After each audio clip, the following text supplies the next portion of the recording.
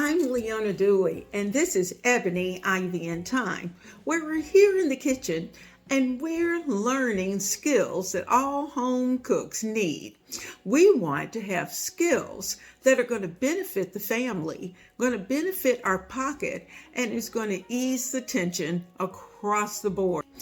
I hope you love doing those kinds of things, because if you do, then I'm going to ask that you click that subscribe button, hit that thumbs up, and let's get into a fun day of cooking. And today we're just kind of messing around in the kitchen doing a few things. Now, first of all, I've got plans. It's February, we're getting the hearts on, and we want our families to be absolutely happy and blessed during the month of February, as well as all the rest of them. But we're starting with February. So what I'm doing today, I'm playing around with this new flour keeper. Now, normally I have one of the Walmart containers and I like it, but this one has some little tips and some little tricks that I think you might like. You know, sometimes it's difficult getting your flour out and then making sure that it's nice and level. And so this particular container is called Prep Works, and the name of the packaging there, Prep Work for Pro Keeper. And what it has is that it has room for a bag of flour. You put your flour in.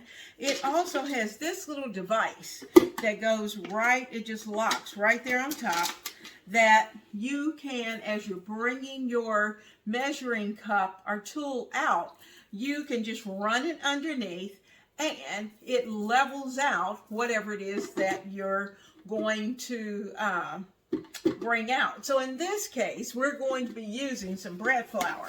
So I'm going to be taking this bread flour out. It's been sitting a little while and it's in good shape. I'm going to use it this month because it's best used. And remember, I told you, we have to go through our pantry and we have to make sure that we're using the items in your pantry. So I found lurking in my pantry a bag of flour that is up by the end of this month. It's best used date. Now, that's not to say you can't use it afterwards, but it's best used before that. So I'm going to take this little piece out, which is the leveler, and I'm going to place the bag in.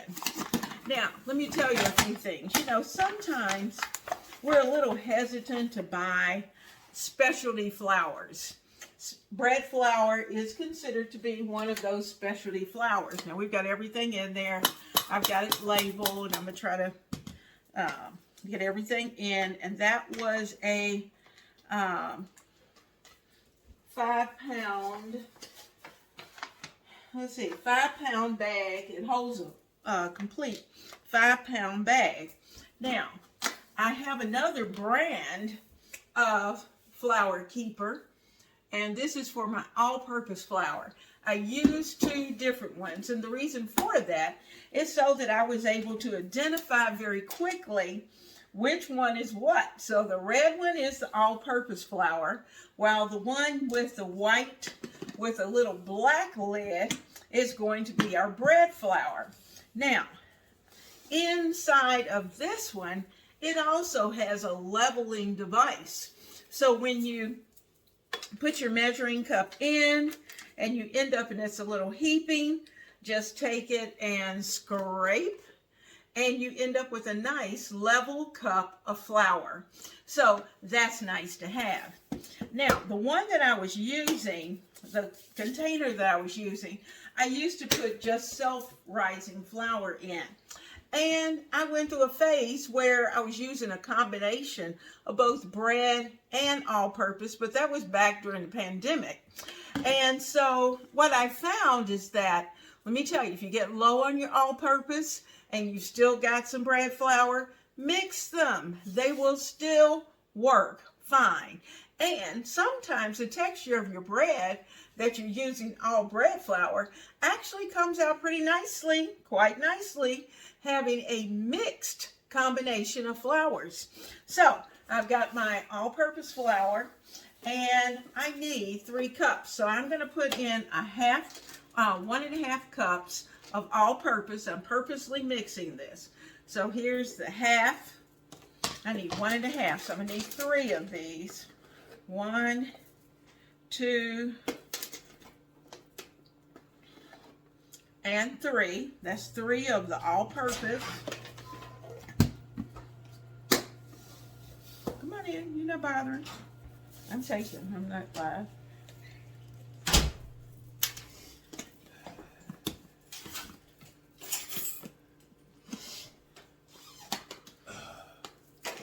And I've got 3 of the bread.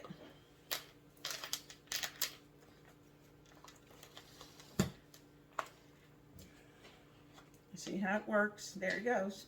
That's 1. See if I can lock this on a little better. I think it should go down just a little tighter. There's 1. There it is. It locks in. And here's 2. And here's 3. All right, so we got 3. I've got 3 in our container. So bread flour and all-purpose flour. Pro Keeper. Now I have both of these containers linked down in the description box. You certainly don't have to use 2 different kinds of containers, but that's what I did because it's just easier for me to spot. Now, what we're going to do is that to this, because one of the things, you know, we've been talking about trying to keep our budgets in check if at all possible.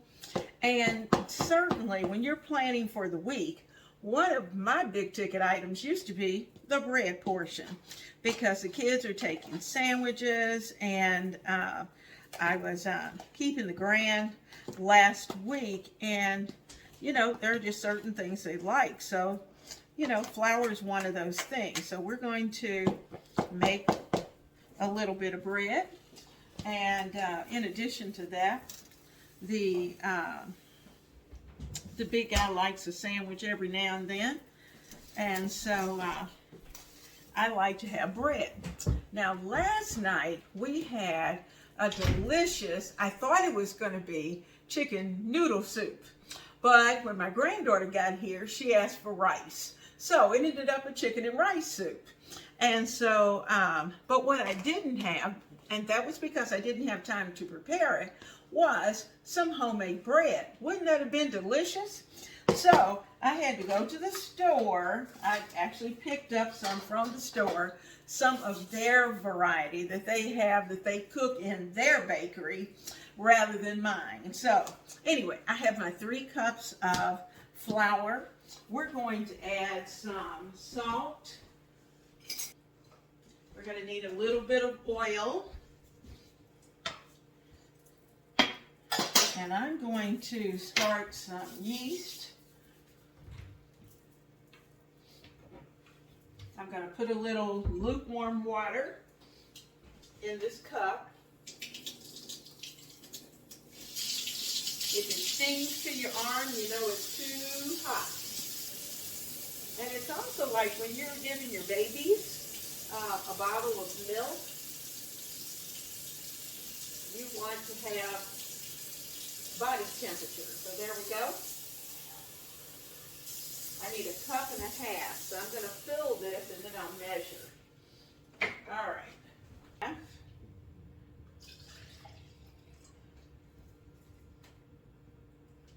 That's a 4.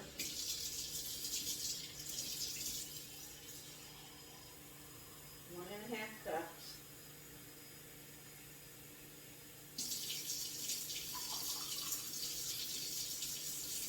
Oops, got a little bit too much.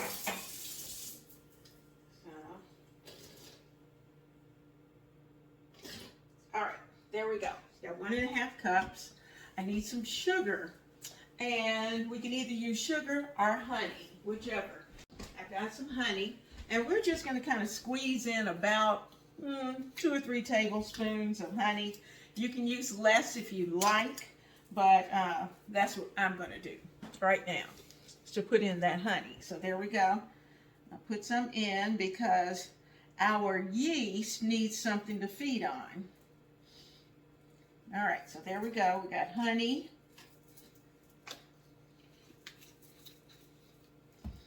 And I'm going to add in our 2 1/4 teaspoons. See this little spoon? This little spoon measures 2 1/4 teaspoons. It's called a yeast spoon. And so I'm going to measure 2 1/4. That's 1 packet of yeast. I'm going to put that in with my yeast spoon. And I'm going to give all of this a good stir. Now, I hope you all are having a great time today because this is certainly a lot of fun.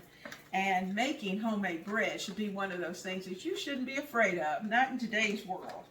We've got the products, and all it takes is a little bit of time and patience. Now, I'm going to give this just a little while. Even though this is the active dry yeast, I want to make sure it's well within its date. But I want to make sure that it's working. So I'm going to give it about 5 to 10 minutes and let it sit. And hopefully it's going to foam. And because the water is a little warm, we're going to be able to, it's going to be able to work on that sugar very quickly. So my yeast stays in the refrigerator if I'm using it often, or in the freezer when I'm not. Now, you know, sometimes things are always about distribution. And so what we like to do, and what I want to do, is to be able to add in some salt. And I just noticed I have some salt. So here's 1 teaspoon. And I've got just enough for the 2nd teaspoon. All right, all that's in there. I need to refill that. And we're going to mix that up in the flour because I don't want the yeast and the salt to have a direct contact. So there we go. We got that mixed up. Got all the salt out of there. And we'll have to put some more in just a moment. Now, I also want to add just a little bit of oil. And I'm going to be using my grapeseed oil. We could certainly use olive oil, or you could use a very, very neutral oil. So I'm going to put in a couple of teaspoons of oil. That's 1, 2 teaspoons of my oil. That's my grapeseed. Just because that's what I'm using for this month is grapeseed oil. That's what I had. I'm getting all this a good stir. It's not going to be affected. It will not bother the yeast whatsoever, but it's going to give our bread a great texture. So all that's in there together. Okay, so 10 minutes. We should start to see a good foam if the yeast is ready. If we don't see any action, then I know I'm going to have to go to another packet of yeast that is more up to date. All right, we're at the end of our 10 minutes, and you can see we've got a nice foamy topping for our yeast, so it's ready to go. So we're going to make a well in the center. Just take your hand and put a well in the center, a little hole. We're going to pour all of this, all of it. That's 1½ cups of warm water. That's baby warm, where you've tested it right here. And if it's too hot right here, don't use it. Cool it out. Let it cool off a little bit, because think of your baby. You wouldn't put anything that hot in your child. So, baby hot. All right, let's get this together. Now I'm actually going to use my fork, and we're going to get this mixed. I'm going to mix it pretty quickly. Now this is what's called a blending fork. Now we're going to blend all of this together. I use this a lot when we're making biscuits, because it just brings that dough together, and our dough is going to be pretty sticky and shaggy, and that's okay. but we want to get as much off the bottom of the bowl as we can. So we're going to take some of that dough and just kind of rub it around until it pulls the flour off the bottom. We don't want to leave any of that. You can see we're doing that. Then I'll get my hands in it. I'm going to get my one hand. I'm going to wet the hand. And going in. And we're going to bring all of this together and just kind of turn it over. And I'm going to take the dough, just kind of run it around the sides of the bowl so that we're picking up all of the flour. We don't want to leave anybody behind. Remember, this is a no-waste kitchen. So we're doing that, putting it all together. See how sticky it is? It's kind of shaggy. And that's okay. That's what we want. But it's nice and moist. And that's definitely what we want. Now, the nice thing about this loaf is that we are going to make a little house for it because we want it to come together pretty quickly. So I'm planning for this to rise in about hour and a half to 2 hours. I'm going to rinse my hands off, and then I'm going to show you how we're going to do that. I have a bowl, just any large bowl will do. I'm going to fill it up probably about 1/4 of the way with some very warm water.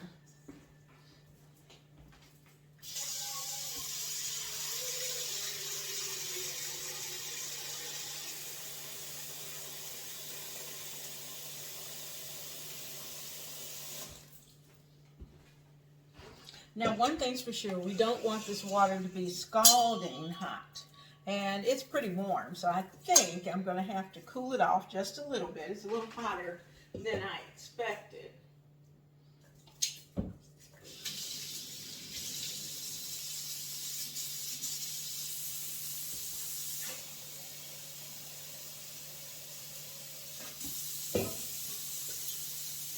Okay, that's good. All right, just needed to cool off a little bit. So we've got some water in there. May have a little bit too much, but we'll see. Now we're going to take this bowl, and because my kitchen is cool, I'm going to sit this right on that water. That's going to be my warm spot. And really, to be honest with you, I could probably I think I'll put just a little more water in because I kind of want it to come up the sides as well. These are the things we have to play around with in the kitchen. You know, nothing works perfectly all the time.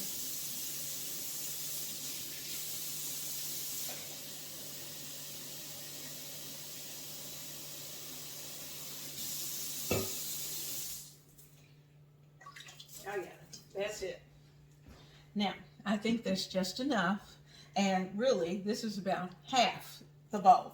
So I'm going to place my other bowl right inside. So the water's going to come up around the sides just a little bit. And I'm going to cover this with a towel.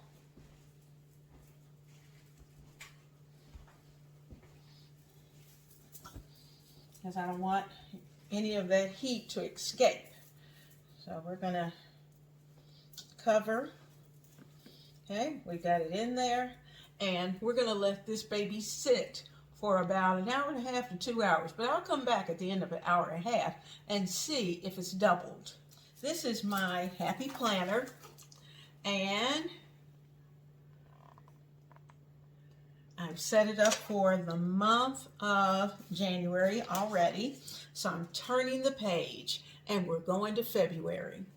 Flip that. So I'm going to go over to, where's my Sunday? There's the 1st. And, well, Sunday did the month. And this is it. So, for the first week of February, we've got, instead of chicken noodle, I'm writing it down, we've got chicken, and I did rice because that worked better for my granddaughter. So we have chicken and rice. Everyone is going to be full, and, you know, breakfast, I don't write breakfast down because that's usually pretty standard. We have a switching variety of, sometimes we have frozen waffles, sometimes we'll have some muffins, English muffins, sometimes we'll have bagels, and of course we can always have biscuits, and then we can add whatever protein or cheese or whatever it is that we want on top. Or we can just have a plain old bowl of cereal or oatmeal. So good breakfast options. And if you have a really good breakfast, you may not need much at lunchtime. Well, here's our bowl, and let's take a look and see what it looks like after 2 hours.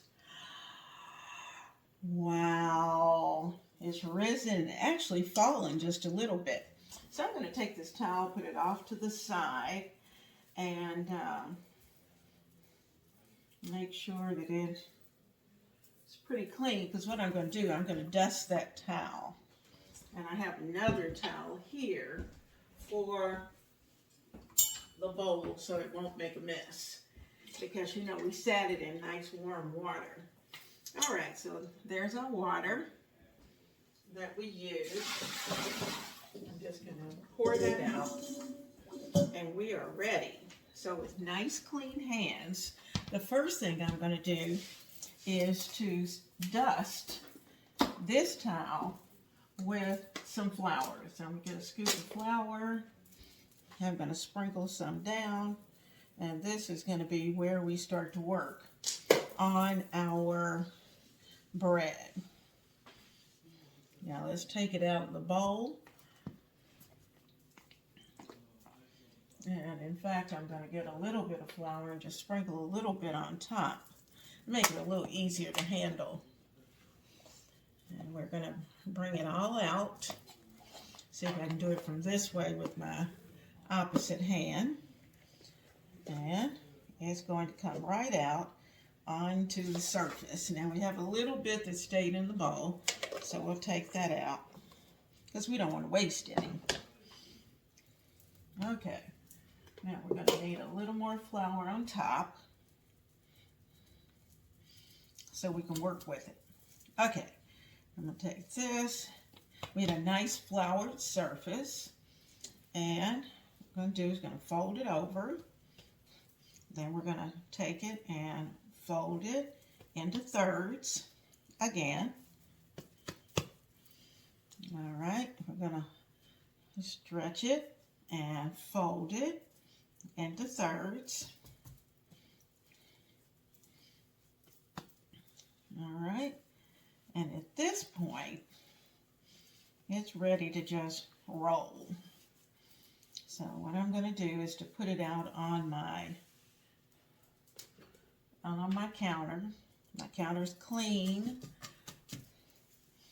and we're going to give it a good roll. That's what we want to do really, is to get the surface nice and tight. So as I roll it, I'm going to tuck it under as you're rolling around. You have a little flour on this surface. So I'm going to take some of this, what I had on this towel, and just for a moment, I'm just going to use that and dust the top of our bread. So we've taken it, tuck it. Just want to continue to tuck it so we can tighten up the surface.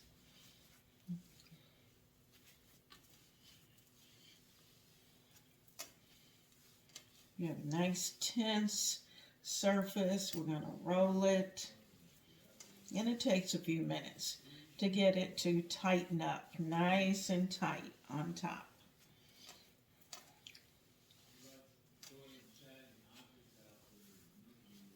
There we go. Nice and tight. So I can take all of that away because it's staying very nicely at this point on top. So I'm going to take just a little bit of flour, put it on my hands, and just dust the top of our bread. I have my parchment here. I'm going to pick this up as we tuck. Remember, we're tucking and rolling. And just lift it up and sit it right in the center of the parchment.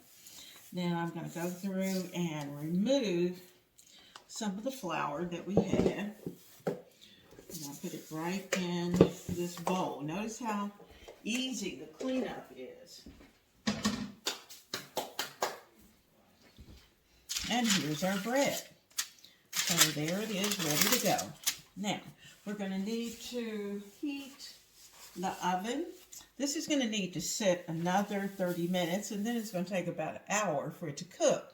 But today is not the day I'm going to cook it. I'm actually going to sit this into a container and let it go into the refrigerator until tomorrow morning, and I will bake it tomorrow morning.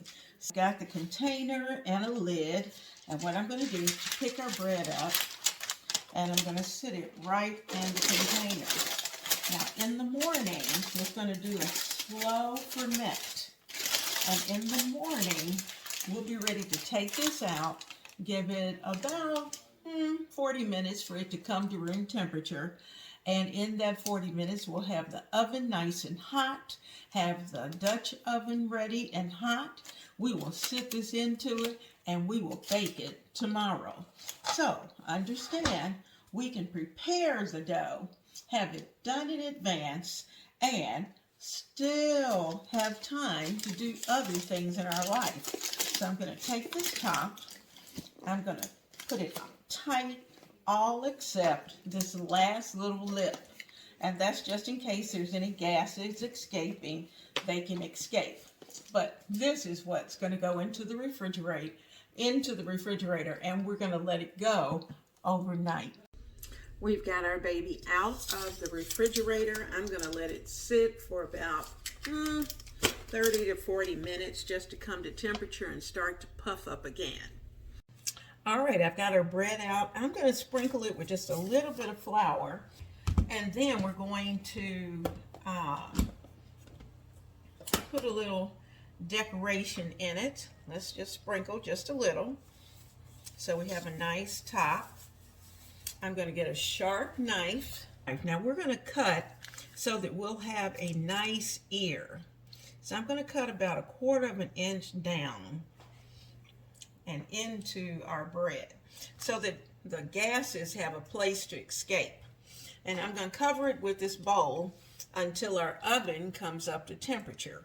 Okay guys, we are ready to get this into our Dutch oven, and it has been warming up, so it's looking quite nicely. It's got its little ear. You see I've got company today, and I'm going to flip this down. Now I want you to notice I'm using a smaller Dutch oven, and the reason for that was because I had a smaller bowl. So typically your bowl and your Dutch oven should be somewhere close to the same size. So we're going to put the top on this and get it into the oven. We're going to let it bake for at least 20 to 25 minutes. We'll take the top off of it and let it finish up. There is absolutely nothing better than your own homemade bread. You can go to the store, you can buy a loaf, but let me tell you, this bread is going to disappear in one night. And you will find that you will develop the recipe along the way. The more you do it, the better it gets. So, try your hand at it. I hope you will. Now, we're going to put this into the oven. The first 40 minutes, check it. If it's not brown enough, put it back in, and be sure to take the top off and let it brown until you get a pretty golden brown, the way you like it. And once you get to that point, then it's going to be time to check it one more time.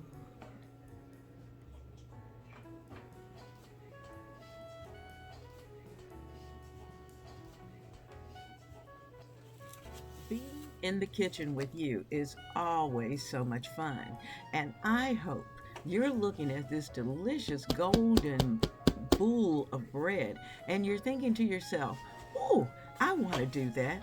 because you can. So come back to the kitchen because we're always doing something special in the kitchen and just for you.